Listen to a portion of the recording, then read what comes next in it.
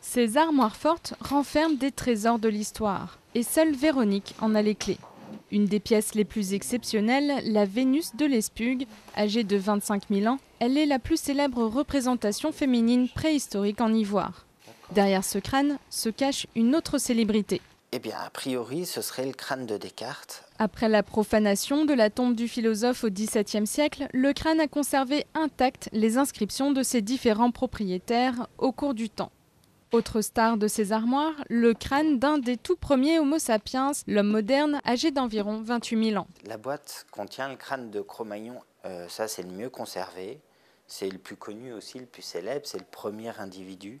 Il avait une maladie qu'on voit entre autres au niveau de son os frontal ici, cette grosse dépression. Et donc ça a beaucoup fait parler de voir cette maladie sur ce crâne-là.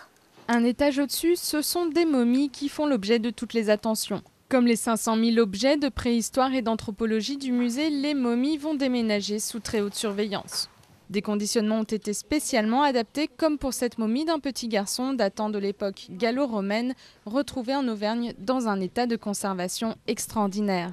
Il a fallu créer des boîtes spécifiques avec des pans latéraux qui s'ouvrent de façon à ce qu'on ne puisse plus manipuler directement la momie, mais qu'on ne manipule plus que des soclages ou des structures. Mais il n'y a pas que les collections qui déménagent, les 150 chercheurs du musée, français et étrangers également.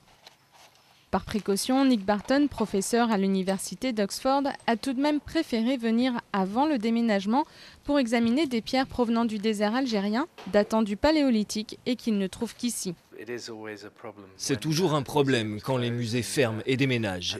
Et bien sûr, c'est possible que les choses s'égarent et cela peut être difficile de retrouver les objets. C'est pour cela que je veux tout étudier maintenant.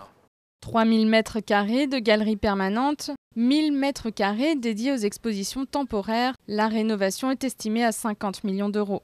À sa réouverture en 2012, le musée mise sur l'anthropologie et la préhistoire pour attirer 400 000 visiteurs qui pourront alors découvrir ou redécouvrir des objets jusque-là cachés, faute de place dans les réserves du musée.